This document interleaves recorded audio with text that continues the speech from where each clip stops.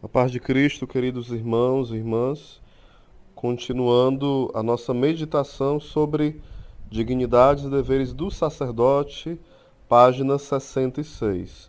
Quanto é enorme o crime do padre que celebra em estado de pecado mortal.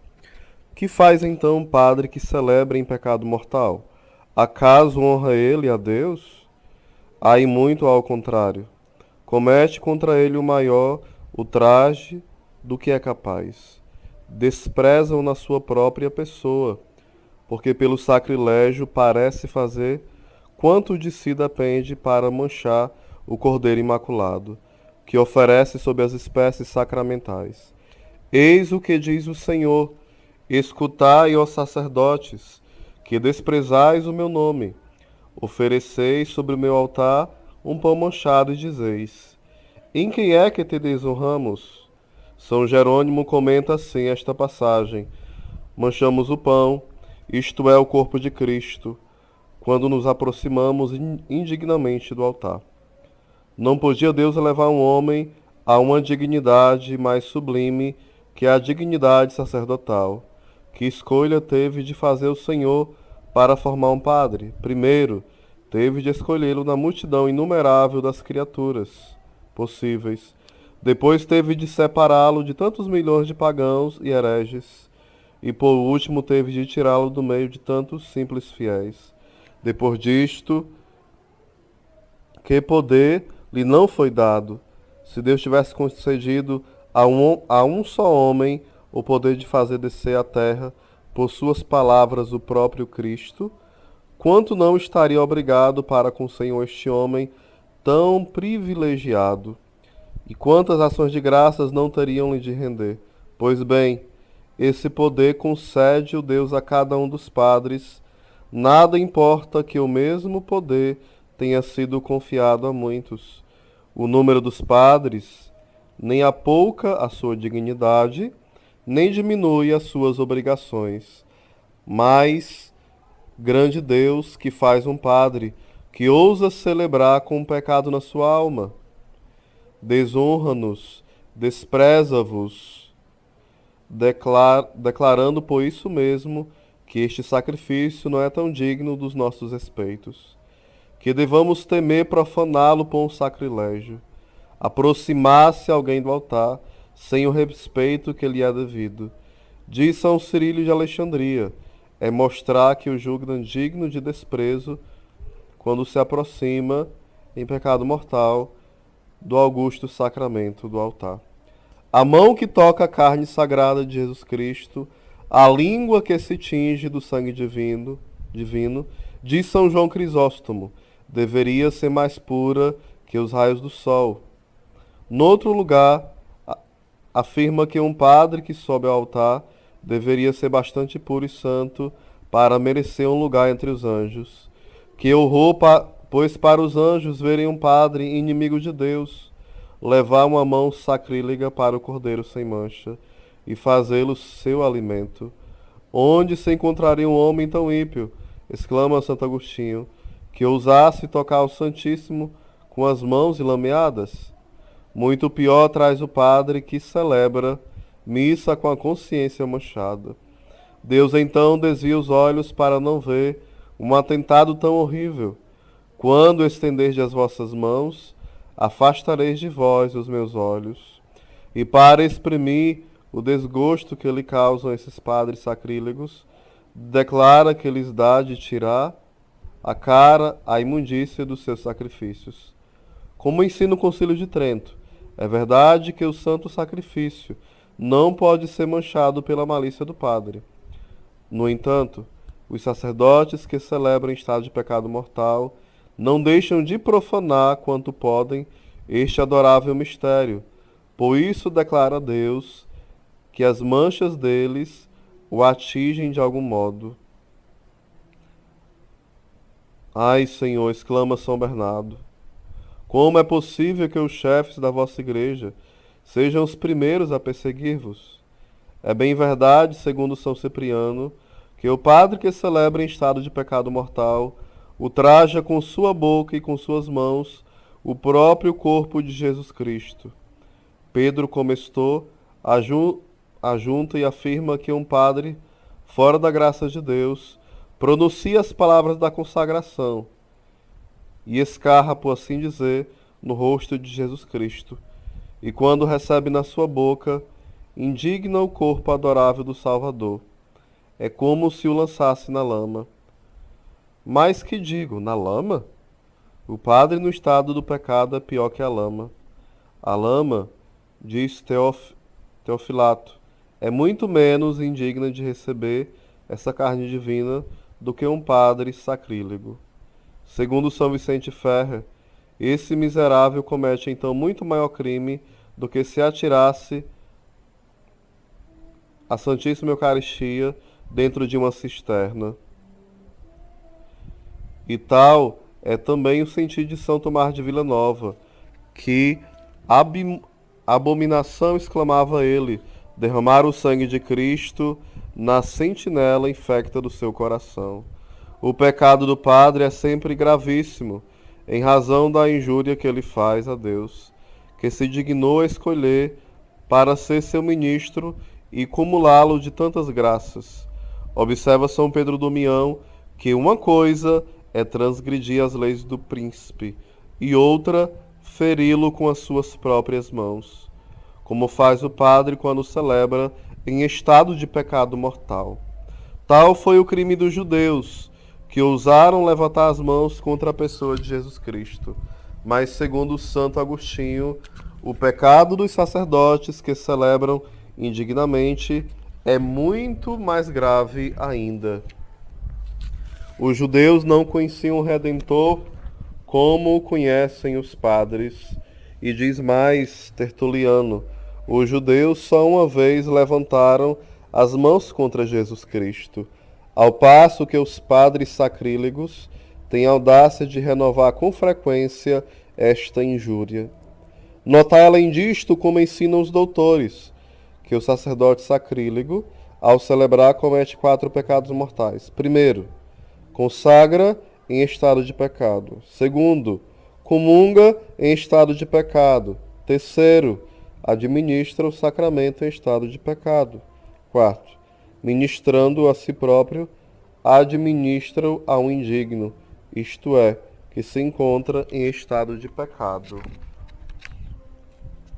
Era o que inflamava em zelo São Jerônimo e o fazia estuar de indignação contra o diácono Sabiniano. Miserável, exclamava, como não se cobriram de treva os vossos olhos? Como não se vos gelou a língua na boca? Como se atreveis a assistir no altar em estado de pecado? Dizia São João Crisóstomo que o padre que se aproxima do altar com a consciência manchada de falta grave é muito pior que o demônio. Com efeito, os demônios tremem na presença de Jesus Cristo, como prova uma passagem que lemos na vida de Santa Teresa.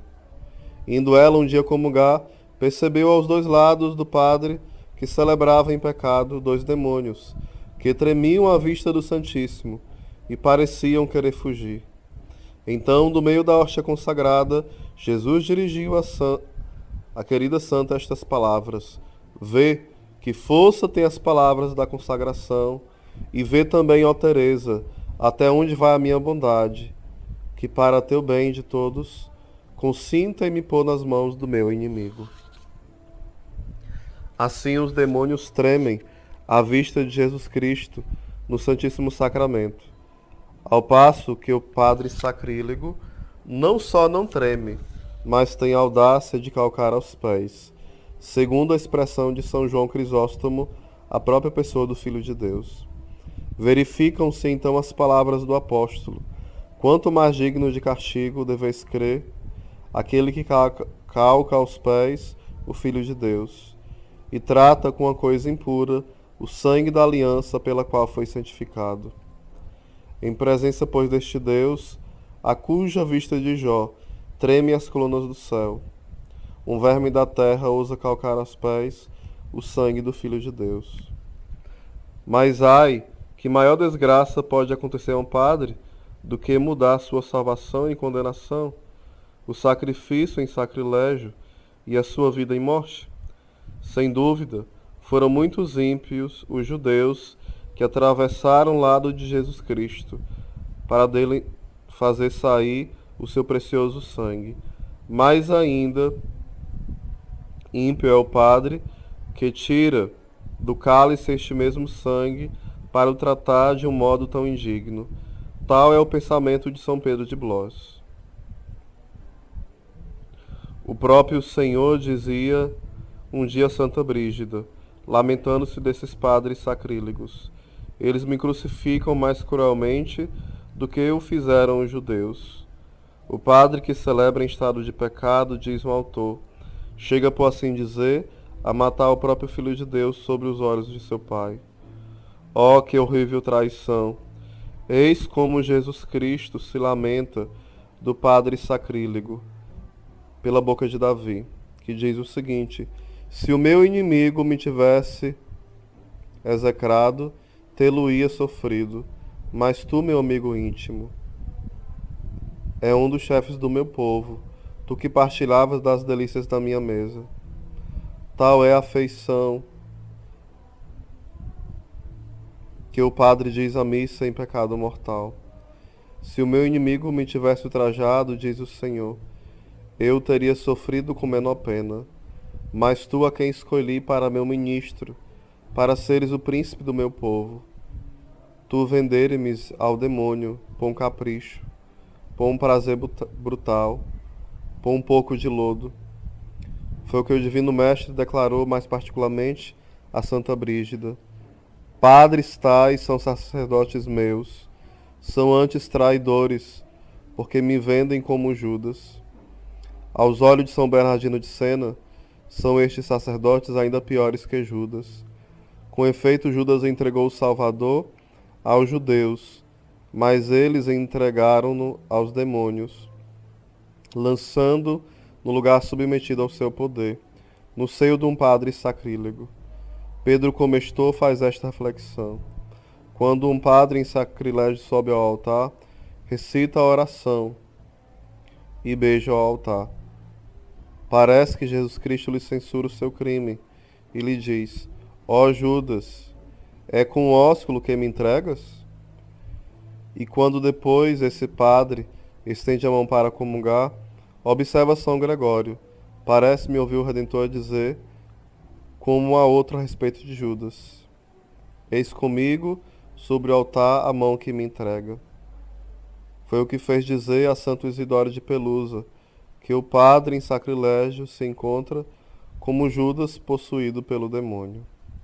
Ó, como então o sangue de Jesus Cristo, assim profanado, grita contra este padre indigno, ainda em mais altas vozes que o sangue do inocente Abel contra Caim. Foi o que o Salvador disse a Santa Brígida. Ó, que horror causa a Deus e aos anjos uma missa celebrada em pecado mortal. Fê-lo o Senhor compreendeu um dia, em 1688, a uma fiel serva sua, a irmã Maria crucificada de Palma, na Cilícia, conforme se lê na sua vida. Ouviu primeiro o retinir lúgubre de uma trombeta, que com o estampido do trovão fazia ouvir em todo o mundo estas palavras: Útil poena dolor. Viu depois uma multidão de eclesiásticos sacrílegos, cujas vozes confusas tomavam a salmodia discordante. A seguir, um dentre eles se ergueu para dizer missa. Enquanto ele se revestia dos ornamentos sagrados, a igreja se cobriu de trevas e luto. Aproxima-se do altar e diz: Introido ad alteri Dei. Neste instante, de novo, retine a trombeta e repete: Unte o poena dolor. De repente, sinal visível da justa glória do Senhor contra o ministro indigno, turbilhões de chamas se elevam e cintilham em volta do altar. Ao mesmo tempo, a religiosa distingue uma legião de anjos, armados de espadas, ameaçadoras como para tirarem vingança do sacrílego que vai, do sacrilégio que vai aí ser cometido. Quando o monstro se prepara para o grande ato da consagração, uma multidão de serpentes saltam do meio das chamas para o expulsarem do altar, símbolo dos temores e remorsos da consciência. É em vão o sacrílego, e em vão o sacrílego continua a sacrificar todos os remorsos à sua própria reputação. Pronuncia, enfim, as palavras da consagração. Então a serva de Deus observa um tremor universal que parece abalar o céu, a terra e o inferno. Depois da consagração, a cena muda. Jesus Cristo aparece como um doce cordeiro, que se deixa maltratar entre as garras desse lobo cruel. No momento da comunhão, o céu obscurece e todo se abala de novo, a ponto de parecer que a igreja desaba. Os anjos choram amargamente em redor do altar. Mais ainda, mais amargas são as lágrimas que inundam o rosto da Mãe de Deus. Geme ela sobre a morte de seu filho inocente e sobre a perda de um filho culpado. Depois de uma visão tão terrível, permaneceu a serva de Deus de tal modo, aterrada e abatida pela dor, que não pôde fazer uma outra coisa senão chorar. O autor da sua vida nota que foi precisamente no mesmo ano de 1688 que se deu o grande terremoto, que tantos estragos fez na cidade de Nápoles e seus contornos, donde se pode concluir que tal castigo foi feito da celebração desta missa sacrílega. Haverá no mundo crime mais horrível do que o dessa língua que faz descer o céu à terra o Filho de Deus, e ousa depois carregá-lo de ultrajes, no mesmo instante em que o chama? Que coisa mais espantosa, que vê essas mãos que se banham no sangue de Jesus Cristo, mancharem-se ao mesmo tempo no sangue impuro do pecado, segundo a expressão de Santo Agostinho. Pelo menos, exclama São Bernardo, dirigindo-se ao padre sacrílego, pelo menos, ó miserável, quando quiseres levar as tuas culpas até ao extremo, procura outra língua diferente da que se banha com o sangue de Jesus Cristo, e outras mãos que não sejam as que tocam a sua carne sagrada. Se tais padres dispostos a comportar-se como inimigos de Deus, que os elevou a tão altas funções, se abstivessem, ao menos de sacrificar indignamente no altar, mas não, diz São Boaventura, para não perderem o salário miserável de uma missa, uma vil moeda, ousam cometer um crime tão horrível. Como assim? Para falar segundo a linguagem de Jeremias, pensais então que a carne de Jesus Cristo, que ides oferecer, vos há de livrar das vossas iniquidades? Não. O contato desse corpo adorável, sobre a qual vos atreveis a estender uma mão compuscada pelo pecado, servirá para tornar mais culpado ainda e digno de maior castigo. Quando se comete um crime, diz São Pedro Crisólogo, na presença do próprio juiz, nenhuma desculpa se pode invocar. Que castigo não merece sobretudo um padre, que em vez de levar consigo ao altar o fogo do amor divino, intromete lá as châminas infectas de afeições impuras. É do que nos adverte São Pedro Damião, ao considerar o castigo dos filhos de Arão, que no sacrifício se servirão de um fogo estranho. Quem tiver uma tal audácia, junto a ele, infalivelmente será consumido pelo fogo da vingança divina. Que Deus nos guarde, pois, diz ele ainda, de virmos adorar no altar o ídolo da impureza e colocar o filho da Virgem no templo de Vênus, isto é, num coração impuro. Se aquele homem do Evangelho continua o mesmo santo, por se ter apresentado no festim sem a veste nupcial, foi condenado às trevas eternas, que castigo bem mais terrível está reservado para quem, admitido à sagrada mesa, não só não se encontra preparado para o vestido conveniente, mas até exala o cheiro infecto da impureza. Desgraçado, exclama São Bernardo, que se afasta de Deus, mas o muito mais desgraçado o padre que se aproxima do altar com a consciência manchada. Falando um dia o Senhor Santa Brígida a respeito de um padre sacrílego, disse-lhe que entrava na alma dele como esposo, com desejo de o santificar, mas pouco depois se viu obrigado a sair como juiz, para castigar a injúria que lhe fazia este ministro indigno, recebendo-o em estado de pecado mortal. Mas se o horror do ultraje, ou para melhor dizer, dos numerosos ultrajes que faz a Deus uma missa sacrílega, não pôde impedir esses padres culpados de celebrarem em estado de pecado mortal, deveriam eles, ao menos, tremer com o pensamento do grande castigo que lhes está preparado. Segundo São Tomás de Villanova, não há castigo bastante rigoroso para punir um tal crime como ele merece. O Senhor disse a Santa Brígida que tais padres são amaldiçoados por todas as criaturas no céu e na terra.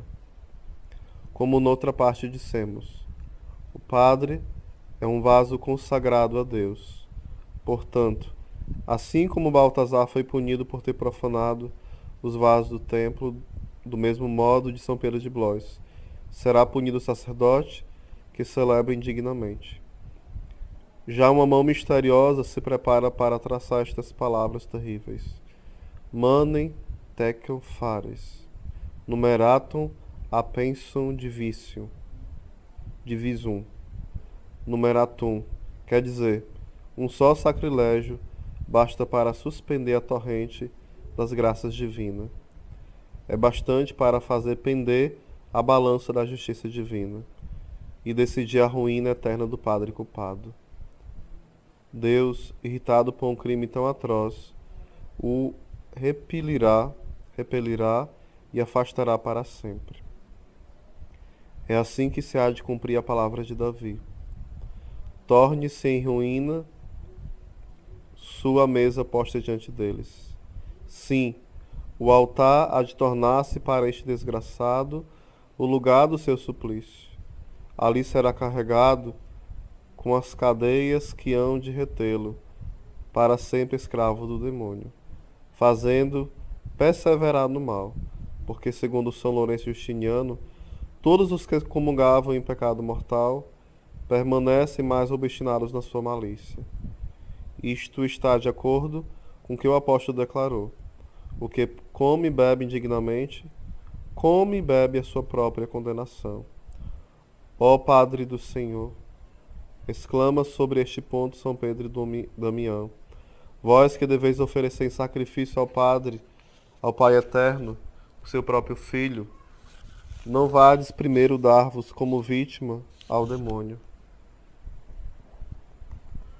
Rezemos esta Ave Maria por todos os sacerdotes, seminaristas, vocacionados, bispos, pelo querido Papa, pelos diáconos.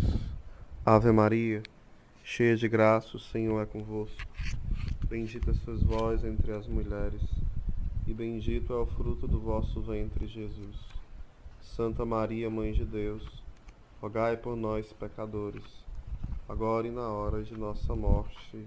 Amém. Rogai por nós, Santa Mãe de Deus, para que sejamos dignos de alcançar as promessas de Cristo. Amém.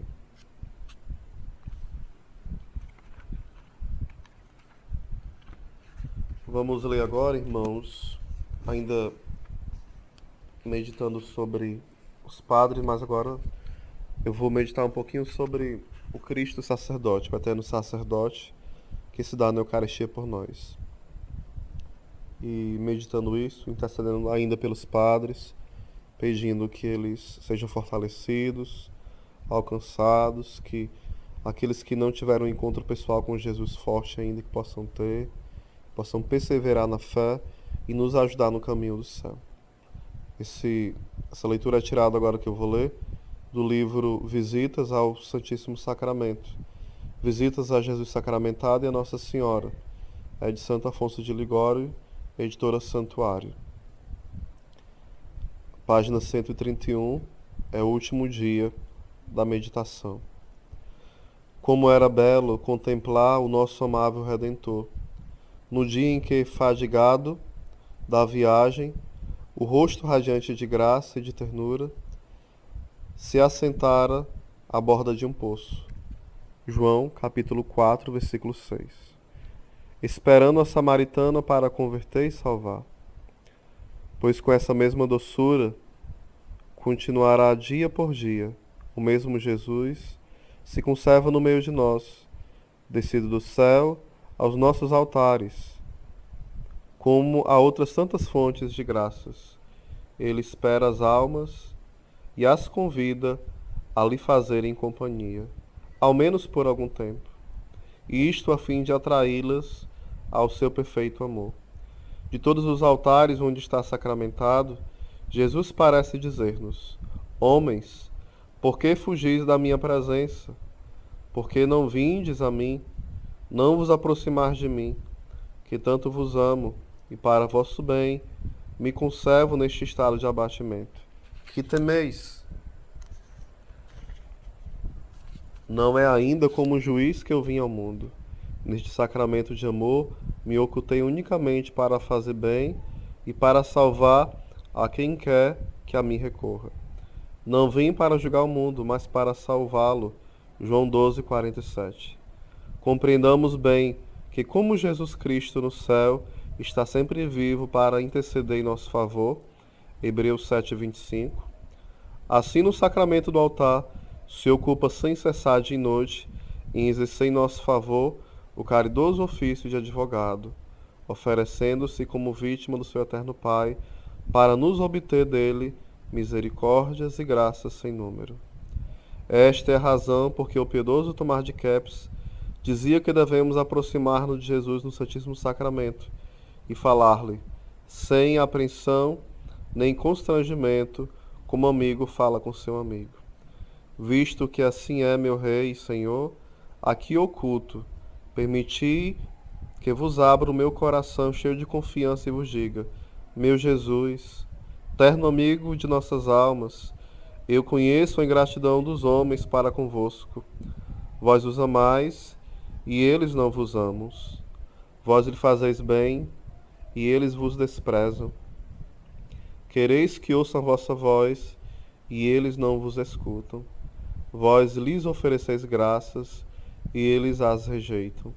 Meu Jesus, e é verdade que eu mesmo me ajuntei outrora a esses ingratos para vos ofender? Infelizmente é verdade, mas quero corrigir-me. Quero, durante os dias que me restam de vida, reparar as ofensas passadas, fazendo quanto passar para vos agradar e satisfazer. Dizeis, Senhor, o que quereis de mim? Estou disposto a fazer tudo quanto me ordenardes. Fazei-me conhecer a vossa vontade, por meio da santa obediência. Espero executá-la fielmente.